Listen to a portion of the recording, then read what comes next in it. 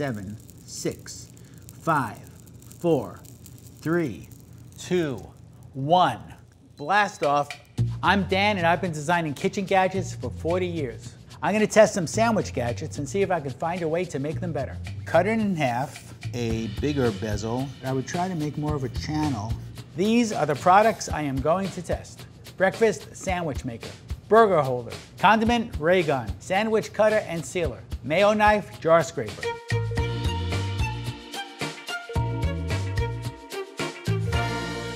Breakfast sandwich maker. Its purpose in life is to make a breakfast sandwich quickly and all in one go. Let's see how effective it is. Okay, let's make a breakfast sandwich. Muffin bottom.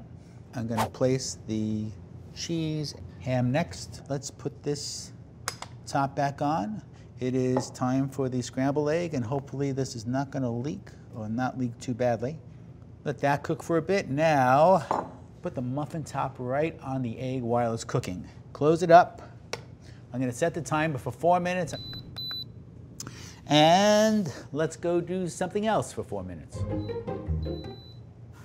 Okay, there's the beep. So I'm going to slowly check it. There's a middle plate here that's gonna slide out. Once that slides out, the top and bottom half of the sandwich are joined. Let's slide it onto the plate. Okay, it's really hot. I'm gonna take a bite, hopefully not burn myself. But we're okay. The egg's still cooked. The muffin isn't toasted on the inner surface, and you probably wouldn't expect it to be. Maybe I could have left it in there a little bit longer. Maybe I think if I was doing this at home, I would pre-toast the muffin so it gets a little more crispy. Other than that, if you really like breakfast sandwiches, then this could be a worthwhile device. Let's see how the breakfast sandwich maker compares with things you may already have in your kitchen.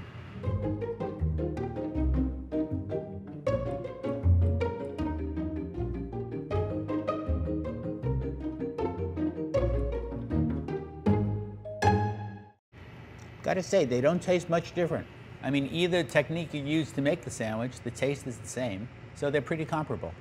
In terms of effectiveness, I would give the breakfast sandwich maker a 5 out of 5. It only does one thing, but it does it pretty well. Let's test its usability. And to do that, I'm gonna challenge myself by using my non-dominant hand and making it slippery. By making my non-dominant hand slippery, it's going to highlight any deficiencies in the design. Open things up. I'm gonna place the cheese, ham next. Close the first layer, let that cook. Egg on top. There's nothing really surprising happening here with my left hand. I've got a breakfast sandwich. The cheese is making it a little slippery. These handles are not hot to touch. Have to be careful touching them that you don't touch the metal parts. I'm just gonna add a little bit of hot sauce before I test out this sandwich.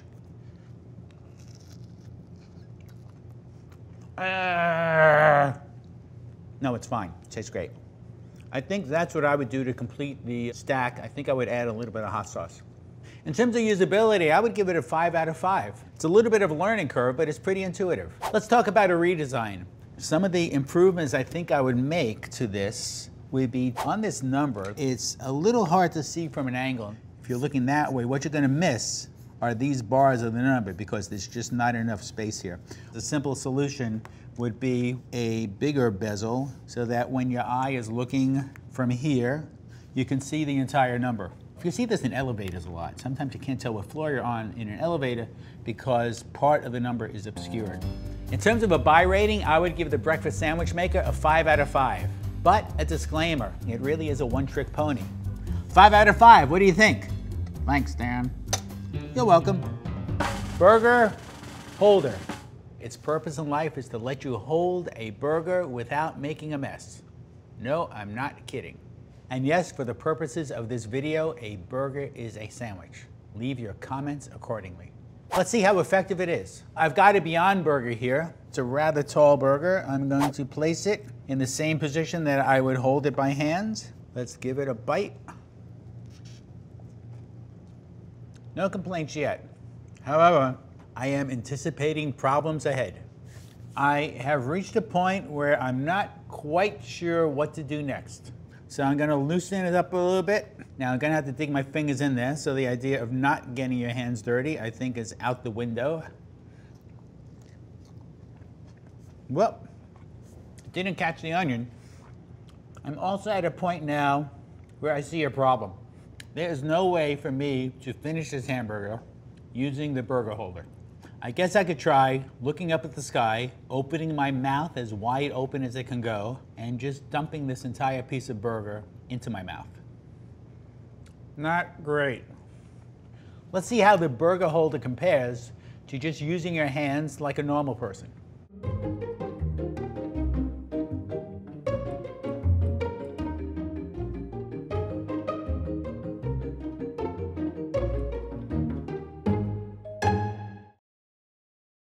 Eating a hamburger the normal way, it is a little messy, but I have a solution.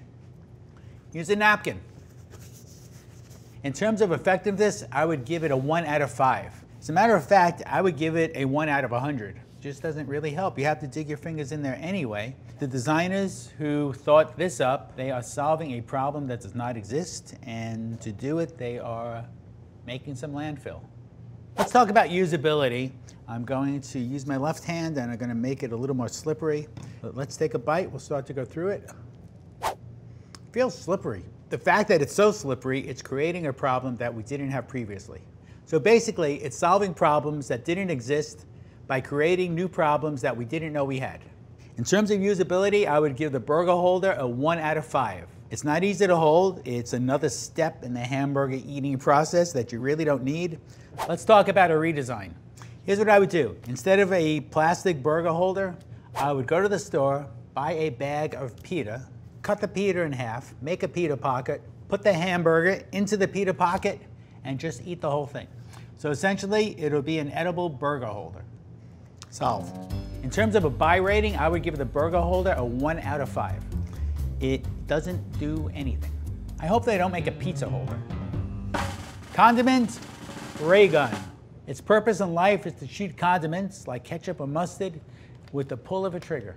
Let's see how effective it is. I'm going to start by loading it up. You can see how it works is there are 2 plungers on the inside. And this is what we need to fill. And of course, it's going to be easy to do that with a squeeze bottle of ketchup.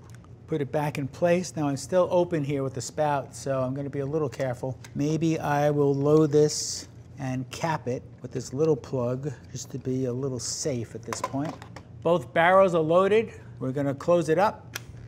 I am going to start with mustard. So I'm really pumping rather than shooting. And as I pump, it's kind of pulsing out. Also, what's kind of curious here is the plugs are on the bottom, so as the mustard's coming out, it's really dribbling onto the plug, which makes no sense. Now I am pumping, and I gotta say, this is taking some effort for my finger to pump. It's not that easy. It's quite a significant pull that I have to make on the trigger. And there I kind of missed a little bit because my index finger hit the ketchup trigger, which was not intentional. So why not? Let's just pretend I'm from the Midwest and I like ketchup on my ham sandwiches. And let's give that a shot. Now that one's a little more even. Maybe it's the consistency of the ketchup. Okay, let's try it. 1 out of 5. I was totally right about ketchup on a ham and cheese sandwich. Let's see how the condiment gun compares to squeezing your condiments right out of the bottle.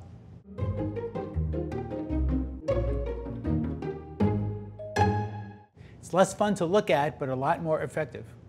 In terms of effectiveness, I would give the condiment gun a 1 out of 5. It just didn't deliver. I thought it'd be more fun. I expected a much more even flow of mustard and ketchup.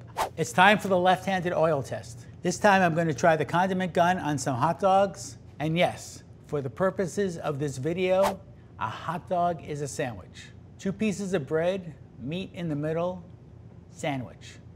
Okay, I'm going to oil up. And boy, it's really hard to press this.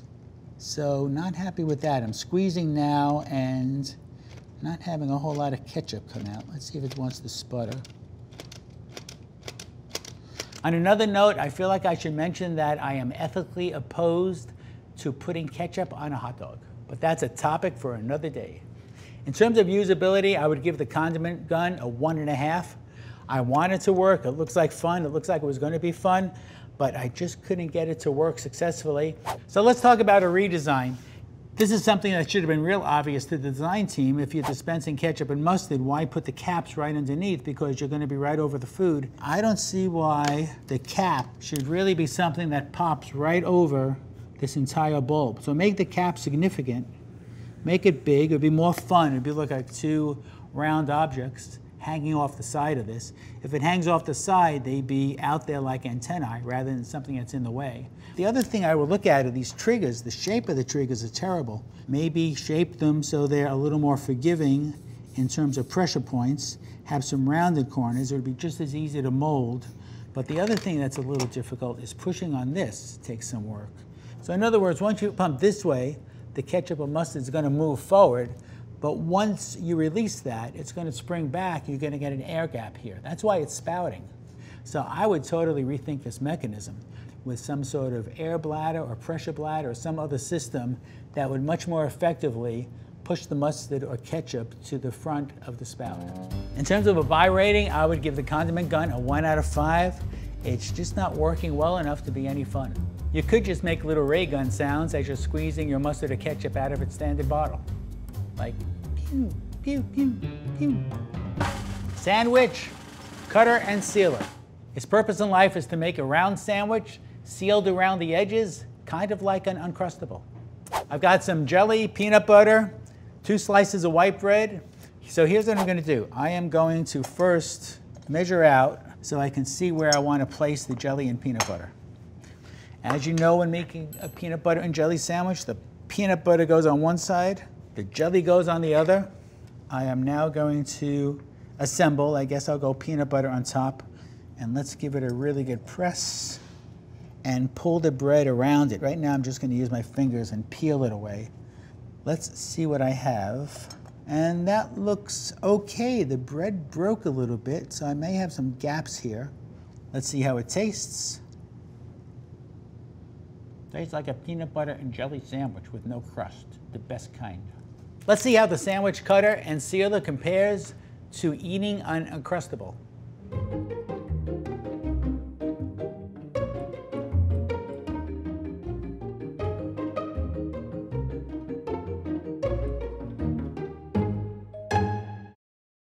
That wasn't hard. I promise we are not being sponsored by Uncrustables, but if anyone at Smuckers wants to send us some money for doing this, we'll take it. In terms of effectiveness, I would give the sandwich cutter and sealer a 5 out of 5. I think it's a pretty simple device. It's actually a pretty crude device, but aside from the amount of waste, I think it works fine. It also gives you a chance to go outside and distribute some breadcrumbs to some pigeons. So that's nice. Let's evaluate its usability by making my non-dominant hand slippery. Cutter on top, crimper on top, and I'm going to press. And I think I'm going to put on a lot of body weight onto this. And let's lift. Let's move the bread to the side. We have a crimped peanut butter and jelly sandwich. Again, what do I do with this? To the pigeons. In terms of usability, I would give this a 4 out of 5. It works pretty well, but there's a little bit of wobble in this mechanism that's giving us a little bit of inconsistency in how it's sealing 360 degrees. One thing that's going through my mind as I'm using this and throwing away significant amounts of bread, what if our shape was bread shape? I think it would salvage this much bread, which would otherwise go to waste. The other thing I would look at is getting rid of this wobble, because I noticed that as I'm pressing down on the bread, the indents are a little more pronounced on this side than on this side. I think what I would do is look for a way to make this part a little more stable and a little less wobbly. Maybe on this green part, I would try to make more of a channel so that it eliminates the wobble. In terms of a buy rating, I would give this a 5 out of 5. That assumes you have kids or you want to make some crimpable sandwiches. It takes a little bit of effort, but aside from the amount of waste, I think it works fine. Bellhop. Mayo knife, jar scraper. Its purpose in life is to scrape out the very last bits of mayonnaise from your almost empty mayonnaise jar. Let's see how effective it is. There's a bit of mayonnaise at the bottom, but I think what we really want to understand is how well does it scrape the sides. And because it's a hard plastic, it's a little short on fully scraping away the mayonnaise. I'm going to spread this onto the bread. And of course that part works, but anything would. Let's assume that's not enough mayonnaise on your BLT. Let's take a shot at Mama Mayonnaise jar. Let's go into the jar. I feel like this one is really falling short. So I'm a little disappointed there. Although we're really getting good laying on the mayonnaise on this sandwich. Still, this seems like it needs a little more mayo. It's not quite enough. Let's go to the little baby mayonnaise jar. And this is not mating at all. This is not connecting at all. Meanwhile, let's see what this excessive amount of mayo tastes like on the sandwich. Needs more mayo. Let's see how the mayo knife jar scraper compares to a standard spatula.